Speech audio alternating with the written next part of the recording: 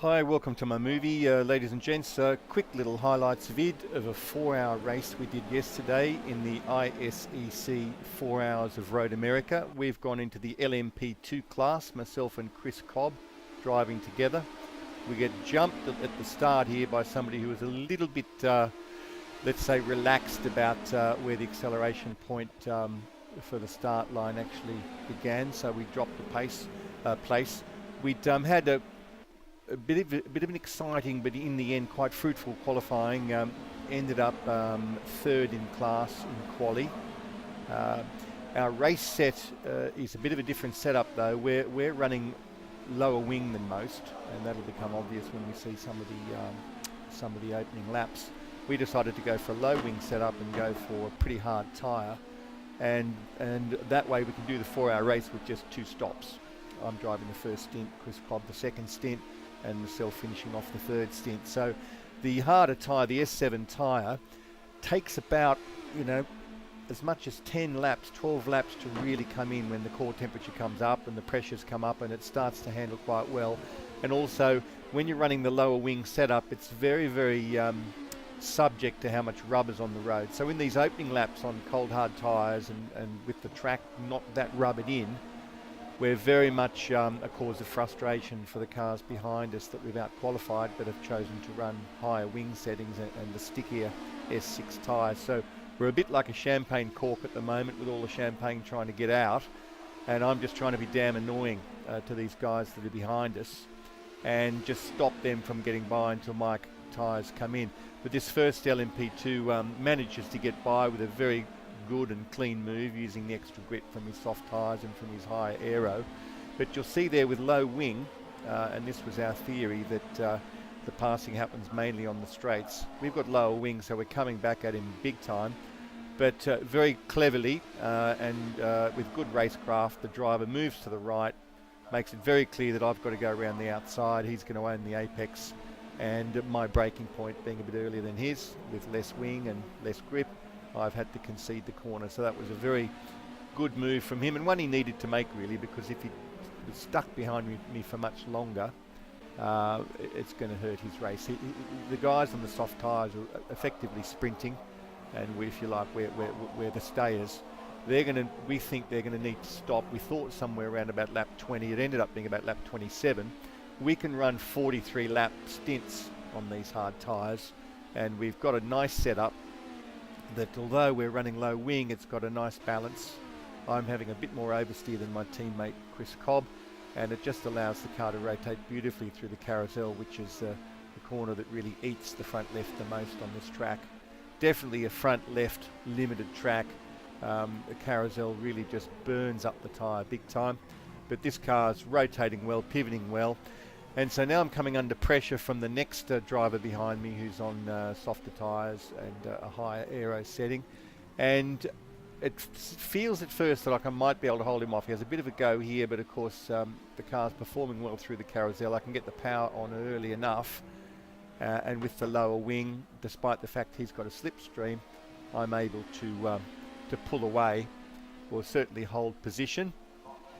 But the driver, he needs to make a move, and in the end, he does make a move.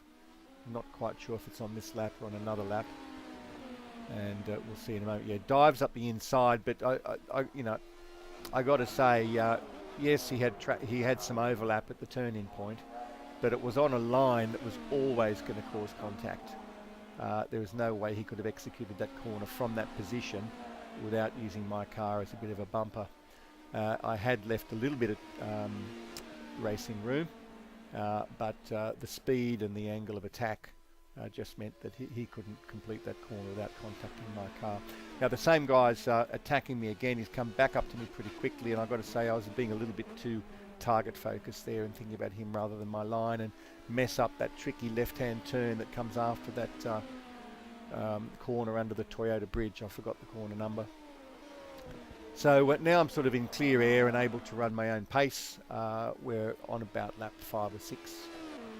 Car's feeling good. And in fact, the tyres start to come in a little bit now, and I start to feel pretty good in the car.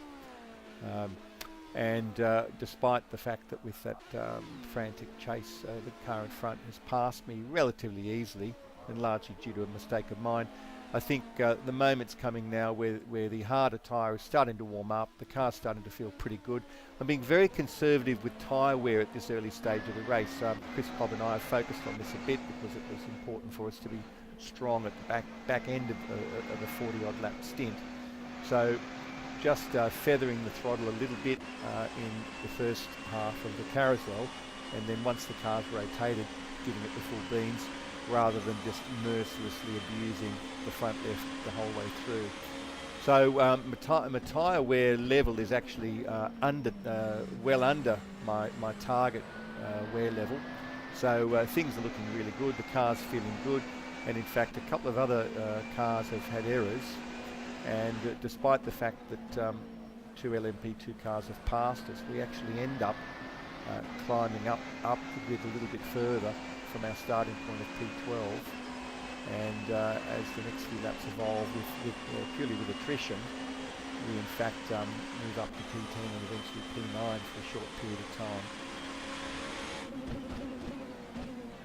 Now what happens next is a little bit of a shame. We came up to lap our GT3 teammates in the other Avid Chronic car, and they I think saw an opportunity to dive into my slipstream, but hadn't noticed that while I was lapping them, an LMP1 car driven by one of the top drivers, Adam Maguire, who I think might have been leading, was going to lap me.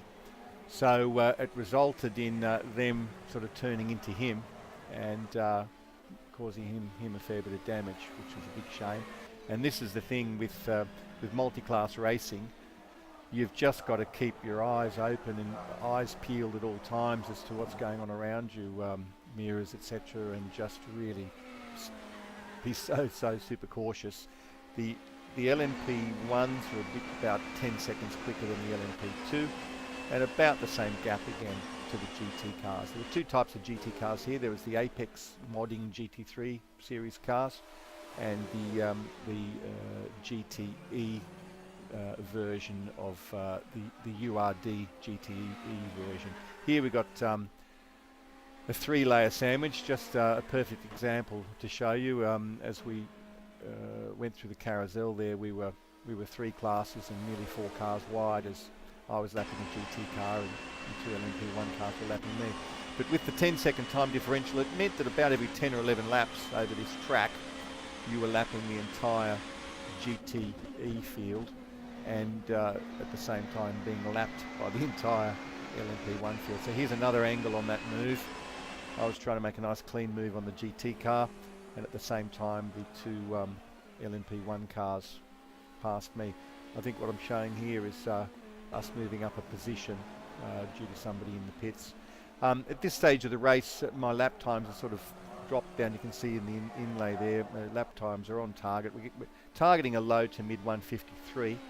We found out that in practice we could hit 152s, but it cost a fair bit of tyre life, and then in the second half of the stint you start to pay very dearly for that.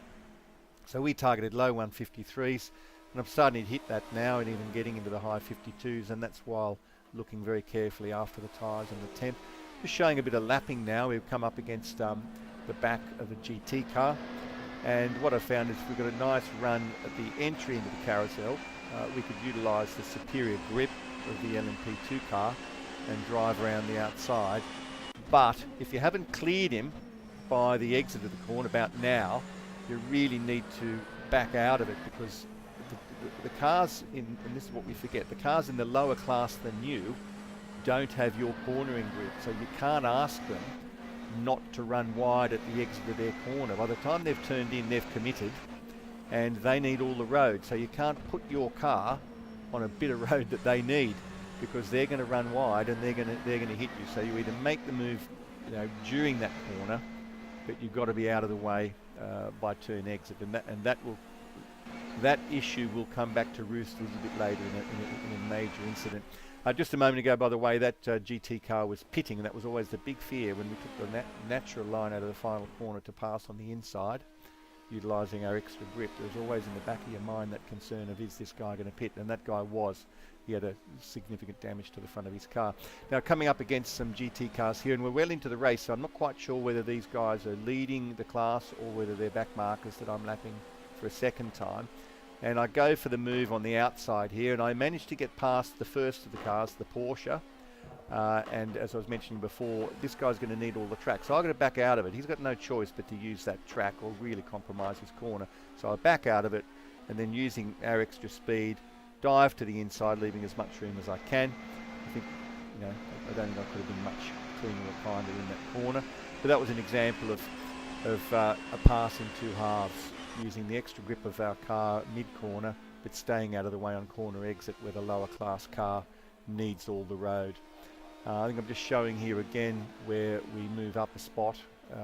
Oh no, I'm showing where the other guys are. At this stage of the race, lap 15-16, I'm moving up through the field to show where the leaders in LMP2 are, and that's David Berenak, who's leading the class, and he's basically about 20 seconds up the road from where we are, and that's absolutely fine at this point in time. We're dropping a bit less than a second a lap, but a pit stop here is 49 seconds, including the pit lane time. And we're going to stop twice, they're going to stop 4 times. So we've got 100 seconds in our pocket, and those guys have got probably something similar to that on us in overall pace. But of course, every time you stop in the pits, there's an element of danger. There could be an error, and when you come back out, they've got to catch us and they've got to pass us again. And as the hard tyres come in, that gets a little bit harder to do. Now, in fact, we're at about lap 20-21 now, and unfortunately the GT car in front of us has a big slide. He didn't do anything malicious or stupid, just lost control of the car, and that can happen when you're racing. Everyone's on their limit. So he slid the car, and without any time to react, he sort of, you know, all the way across the track there, although the other LMP did a great job avoiding us. That's taken off our front splitter, the nose and front wing of the car. And we've got to head to the pits now, and it's a horrible moment really, because we were in P10 at this stage and doing quite well in class, perhaps 4th, 5th in class, and this is the moment where we drop to 11th and then to 12th as my competitors come up to pass us, and we're forced to go into the pit garage for some repairs. It's about a 45-second repair.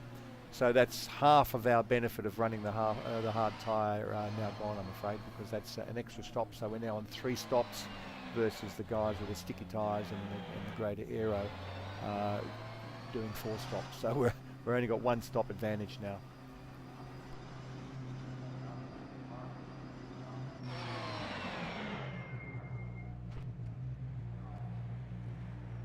Now the next sequence of events, I'm going to let the pictures do the talking. I won't say anything other than to ask you to have a think about what's a safe move when you're lapping somebody in a car of a slower class than you, and what's a good way to rejoin.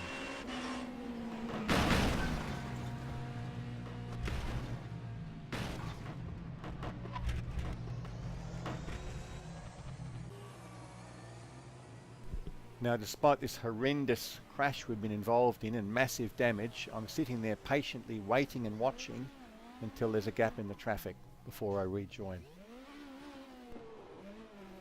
This time the damage is much more severe. We've got significant front suspension damage as well as the front wing gone.